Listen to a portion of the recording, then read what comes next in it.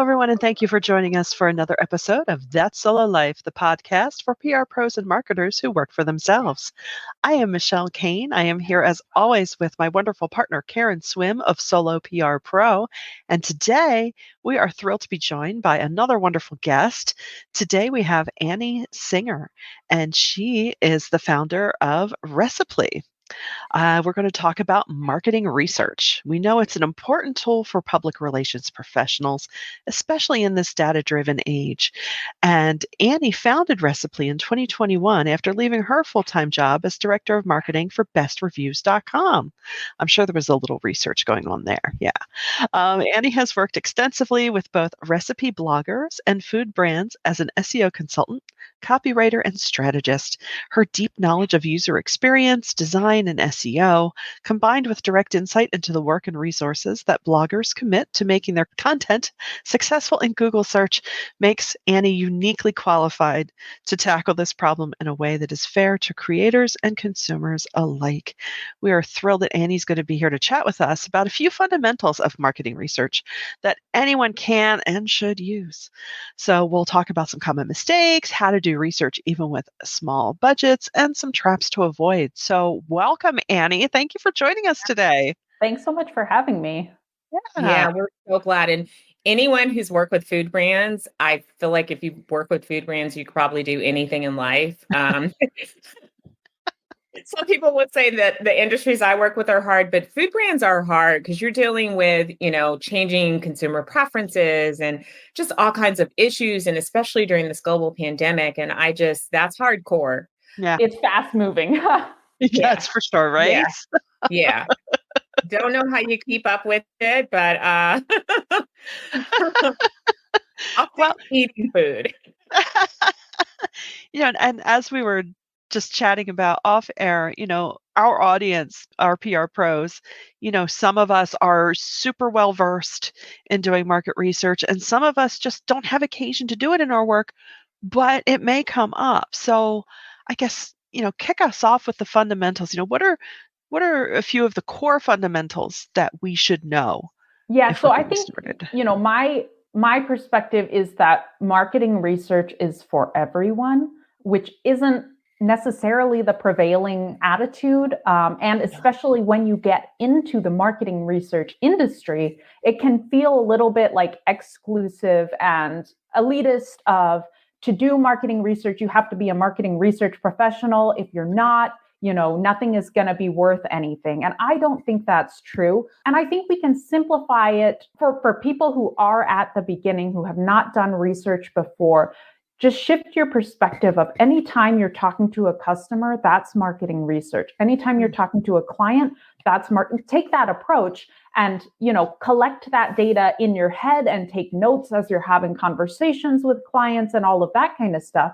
Because, it doesn't always feel like data when you're gathering qualitative information, which is, when you're speaking with people and asking questions and asking open-ended questions, that is data that you're getting back in. And so, treat it as such and take note of it and then reference that later. And then, if you're ready to take the next step, really research is for any time you have a business question. And as a PR professional, you can use this to solve your own business problems. And then you're also going to be working with clients and you can gather valuable data, to publish and to make it enticing to publish information about your clients. Mm-hmm. Mm-hmm. I think, Annie, you just hit on something that I really want to explore a little bit and get your take on it, because you said that marketing research was fundamental in how you built your own business. Yes. I think, far too often our solo PR pros, we do not build our brands intentionally. We just get to work and we roll up our sleeves and we start working. But I'm really interested, share some ways that we can use marketing research to build our own businesses. And, whether you're starting from ground zero or you've been around a long time, now would be a good time, I think, with the economic uncertainties and the market just shifting and all of these, the great resignation.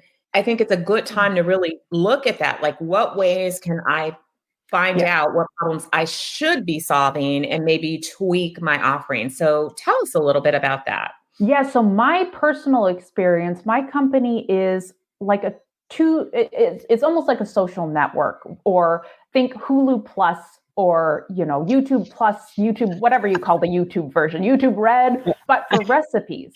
So when you're cooking at home, you want a chicken recipe for the air fryer, you're going to go to Google and type in air fryer chicken recipe. And the things that come up are 99% of the time going to be food blogs. But when you're a home cook, there are a lot of frustrations with the experience of food blogs. And this is sort of how the idea, it was like a shower idea or a kitchen idea for me personally, because I'm at home cooking and I'm like, this is such a frustrating experience. There are pop-ups, the pages are slow to load, there's 12 paragraphs of text before you get to everyone who's cooked at home from an online recipe, the experience. And so I was, I'm the consumer. I am like, why is this experience the way it is? And I, was frustrated. And this was just an idea in my head for 6 months or a year of, why hasn't this problem been solved? And so what I did was I started talking to people, and I talked to my friends and family, and they cook at home too. So in some senses, they are my target audience. And so I, talk to them. What is your experience like? And I see in your faces and in your laughter that you have experienced it. Yes. So that was really like validating, not have you. It's validating of the idea. Yeah. It's like we like, here's my kid playing with a cute toy. Oh, here's my dog looking at me in the kitchen. Here's the picture of a pretty bowl. What you want is, can I get the ingredients in the directions? Exactly. Yeah. Exactly. At any point in this post, like, do I really have to scroll for 10 whole minutes, pass all the pretty pictures? And the pretty pictures are nice. I love food pictures. Yeah. But I can go on Instagram or Pinterest for food pictures. Like, I want the recipe. I don't need to hear about the soft spring air wafting through the window, reminding me of my days in third. Just how much chicken do I need? Yeah. Well, can I make this in 20 minutes? So really exercising your creativity, but what really turned it into a business idea was that then I went and talked to creators, the food bloggers behind the recipes, and their perspective was sort of enlightening, because startups have been trying to solve this problem for more than a decade. Like, since food blogs have been around and since food blogs have been monetized by advertisements, people have been trying to solve this problem. And so what's really enlightening is that food bloggers are very frustrated with the general experience as well, because we're talking about it. User experience is sort of the marketing term. But the experience home cooks have on the website, they know it's not objectively the best experience that they could have, but bloggers put, 10, 20, 30 hours into each and every post. And the way they earn money is you have to scroll past as many ads as possible. That's how they earn more and more money. And, in search engines, there's the thought that longer form content, if you have more text, if you're answering more questions about chickens and air fryers, you're going to get viewers for free. I mean, it's the time spent for free from Google. And so they're stuck in these constraints of, I have to, optimize for search engine optimization, SEO, or I'm not going to get eyeballs on my content. And once I do get eyeballs on my content, I need to make them pass by multiple ads in order to earn any revenue from it. And, they're frustrated with the fact that they have to bog down their website. They get comments that are really just ferocious and mean and unnecessary, because as cooks, we're really frustrated with the experience. And, people, if you're having a bad day, maybe you're going to lash out, and it's, not the appropriate thing to do, and you're targeting a human being on the other end. A lot of the time, food work is inherently cultural and historical and familial. And so, a lot of the time people are authentically sharing stories of their family, and it's meaningful to them. It's not necessarily functional to the person cooking the recipe right now. And so the expectation doesn't always meet up. But, when people are saying, I don't want your life story, just give me the ingredients, that's really doesn't feel good to creators who are pouring their hearts into it. Right. And so, through my research, interviewing people, and, I've gone back and forth by email, talked to dozens and dozens and dozens, and, probably close to 100 food bloggers, creators. And that helped me, understand how I want to solve this problem, where in the past, people have tried to solve the problem by creating scraper tools for home cooks. You put in the URL to the recipe that you want to cook, it returns you with the ingredients and the directions. And that completely cuts out creators from the process, stealing their content, basically. If you're, some of them allow you to save it to your cookbook on their platform. So you're essentially stealing copyrighted materials that people have put hours and hours into creating. So none of, the scraping tool type things have really taken off. Like, it's not the standard way that we experience recipes online. And I think that's because we've neglected, the other side of the equation. We've just left the other side of the equation out when they're really important to the online ecosystem. Mm-hmm. So my approach is that, it's more like Hulu Plus or Spotify Plus, where, we pay creators for the use of their content, and people are paying monthly memberships for a premium experience of recipes online.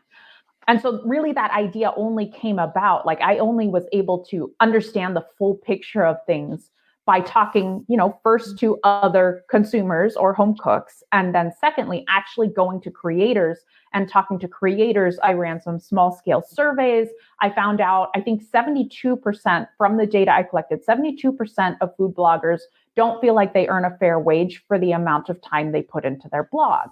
And, it was 30, 40 people. So it's not a hard statistic fact of the industry, but that's significant that, they're not happy with it. And those who reported that they are happy with the amount of money they earn, they monetize with ads, sponsored posts. So a brand comes to them and has a paid placement and affiliate links. Mm. And when you think about the online experience, everything you add, every form of monetization starts degrading the experience for users. And so it's, you get to these big popular blogs and they're so frustrating because they have to monetize in, 4 different ways in order to earn a fair wage. Mm-hmm. Mm-hmm. I think, I want to just call out some numbers really quickly. When you're doing research like this, a couple of things stood out. You didn't use a big fancy research firm. You didn't pay somebody, $20,000 to do this. And your sample size was small, but it was significant to your particular mission. And I think that sometimes when people think about data and surveys, even for client purposes, you're thinking about these massive surveys, but a good survey can have 150 respondents. That is it's statistically significant enough for you to use that data to then garner coverage and to share it. So it doesn't have to be 10,000 people said this. So I love that. And I think that makes a lot more accessible to people who are like, well, I don't have the budget or the time. And, it can be even smaller. If you're creating a course and you talk to 20 people that are your target market, you get the information that you need from those 20 people. You don't have to talk to 100 people. Right. Yeah. And distribution is also important here, because how do you get people to take your survey? And I struggled with that at first because, coming from a more traditional, academic type background where it was an applied program. So they're training me to be, professional marketing researcher. And halfway through the educational program, the degree, I was like, well, I'm not going to be a marketing research professional. I know that for sure. But, I took a lot from the program and it's helped me a lot in my career. So, I was thinking like distribution platforms, like there are survey groups on Facebook. You can go and you take people's surveys and they take your surveys and, thinking that way. And what ended up working for me was sending cold emails. Food bloggers have they have contact information publicly online. I am personally sending the email. I'm not scraping and putting it into a tool and sending mass emails, but introducing myself, saying, hey, I'm working on this project. Will you take the survey? Give me some data. And, explaining the value that I want to bring to them, because just asking doesn't usually work, but saying, this is the problem. I know you're having this problem. I'm trying to solve that problem. And, people, when you interact with people on a human to human basis, people are willing to give. And so, you don't need $5,000 to do a survey distribution program. You might be able to message people on LinkedIn, or you might be able to find very targeted Facebook groups. For me in the recipe space, I might go to a food blogger group, or I might go to consumer side, people who are looking for dinner recipes group. Yeah. And then you can also, if you're an established business, you're not starting from ground zero, you're not starting from scratch, or your clients, if they have established audiences, you can use your social media channels, you can use an email list, you can use existing relationships that you have in your network. So there are a lot of places that you can, get information for free, interview people for free, run surveys for free. Although you have to keep in mind, is this my target audience? How is this group biased? Every sample you're going to take is biased in some way or another. So these are people who hang out on Facebook. That might be a completely different type of person than people who hang out offline in, meetup groups. Right. That's so true. That's so true. So what, as we're going into the world of market research, maybe for the first time or maybe after a while, what are some of the pitfalls that we can avoid? What are our fashion don'ts in the marketing research world? For starters, have a plan. And, in the beginning, you can do explorational stuff and, ask people questions, and that's totally fine. But when you're like, I'm ready to take this to the next step, I want to interview people, I want to run a survey, whatever it is, have a research plan. You want to know what the business problem is that you're trying to solve, or what data you're trying to collect for a client to publish in press releases. What type of research am I doing? Am I doing qualitative or quantitative? And so qualitative research is going to be asking people questions and getting their words back. Whereas quantitative, you're going to be getting, asking multiple choice questions. You're going to be asking Likert scale questions on a scale of 1 to 7 or 1 to 10. Understand what type of analysis you're going to do. So don't do a Likert scale if all you need is an average, or 50% of people said yes, 50% of people said no. You don't need a scale for that. And then make sure every single question has a purpose and exactly why that question is important. Avoid going off script. So those are important. Have a plan, and then you're going to get the data that you need back. And having a plan helps reduce some of the biases that you find when you go off script. Yeah. We love a plan around here. I love that. There are tools like SurveyMonkey is a free and accessible tool. If you're not comfortable, once you have your plan, writing the actual questions, and you're a little like, I'm not sure, I haven't done this before, and you don't have a resource like Solo PR Pro, then you can go in there and they have templated questions, and you'll start to understand, like, okay, how to ask things to prevent it. Sometimes they have the exact question that you need, and you just maybe need to change the industry. So don't be afraid to take advantage of established tools, because even though it's a free tool, it also has some paid features to it for, more in-depth surveys, but it's still built on survey methodology. So that's really helpful. And I mean, there are some ins and outs. I do a lot of data that maybe you don't understand from the layman perspective about how you ask questions, and questions that you may not want to ask, or questions that seem really intuitive to you that won't get you the information that you need. And we're not marketing researchers. We're just not, but we do need to have at least a good understanding of how to conduct this kind of stuff. Yeah, and there are a couple of very common pitfalls, like we were talking about, when formulating questions. So things like leading questions or even leading statements, that's huge. And it's so common. I see this all the time where, I'm going to give a very exaggerated example and then maybe a less exaggerated example. So you see a poll on Facebook that says, do you love dogs? Answer 1 is yes. Answer 2 is no, I'm a terrible person. Like, we actually see this kind of stuff on social media, and it's just designed for clickbait engagement. But we are telling the person what answer we want, because no one's going to say I'm a terrible, even if you don't love dogs, you kind of like dogs. You want to be the yes, I'm not a terrible person group, not the no, I am a terrible person. And so you also see this in surveying. So maybe you're giving a precursor statement. Paid placements can be damaging to brand perception. Are you looking for paid or organic placements? Like, duh, they're going to say organic placements if you just told them that paid, and, and this is just a made up example. I'm not saying that that's true, but you're leading them to the answer that you want. Right. And so you want to take out that bias that you're inserting in there. Take out your own opinion. They don't need to know your opinion, because what's valuable to you is what they are authentically expressing to you. And then another very common thing is double-barreled questions, or questions that you're giving two parts and not giving people the opportunity to answer both of them. So do you want print placements, and does your visual branding align with your brand values? Yes, no. So there's two questions here. Do you want print placements? Yeah.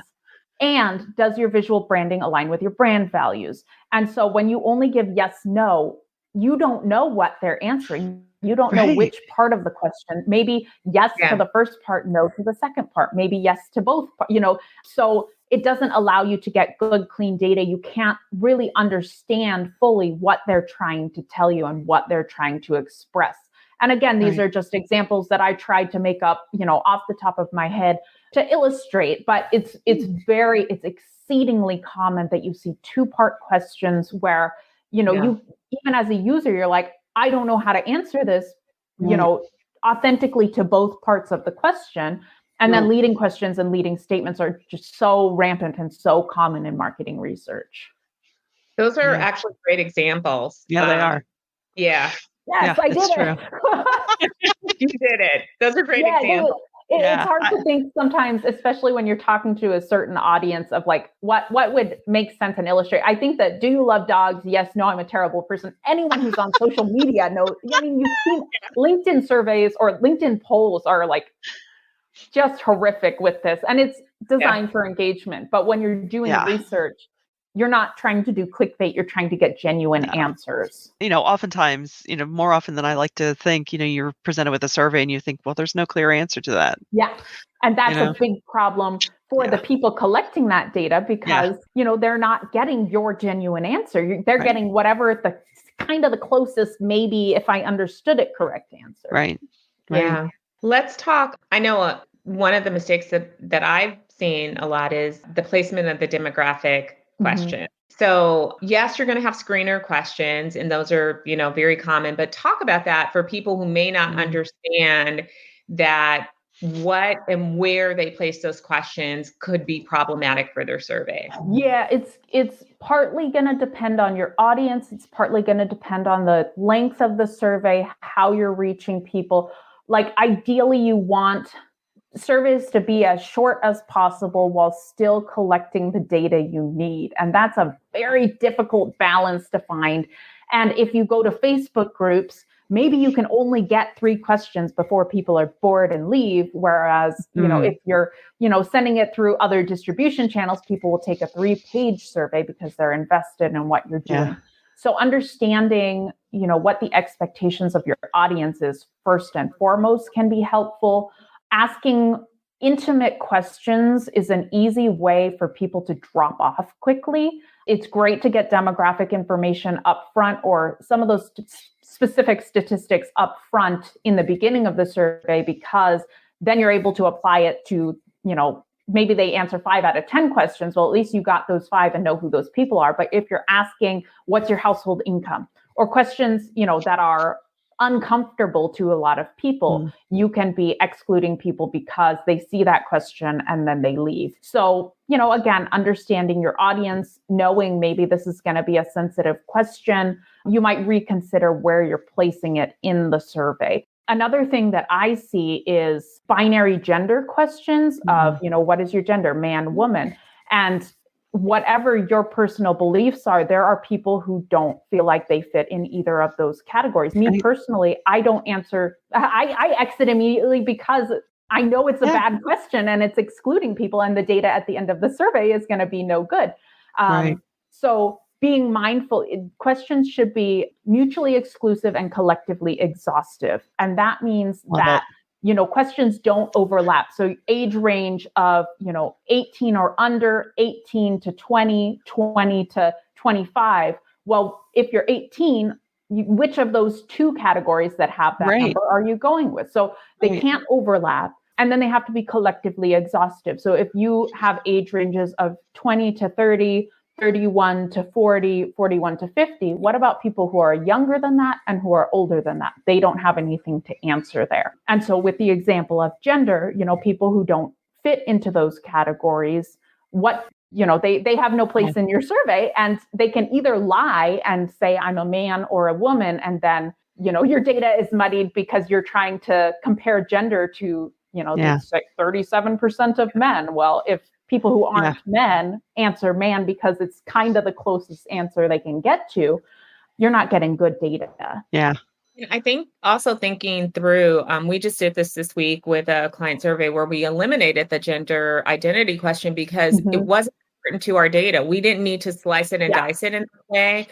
So, but I think people automatically throw those in because they think they're supposed to ask about what region of the country, what is your age, what is your gender identity, but think about your end goal, because that can help to abbreviate your survey as well by being very intentional about what you're asking. Sometimes you don't need that information. You don't need, you're not slicing and dicing the data based on income. So if you don't need it as part of your analysis, don't ask the question. It's unnecessary. And that's where we go back to the research plan of what is the purpose of each and every single, and demographic questions included.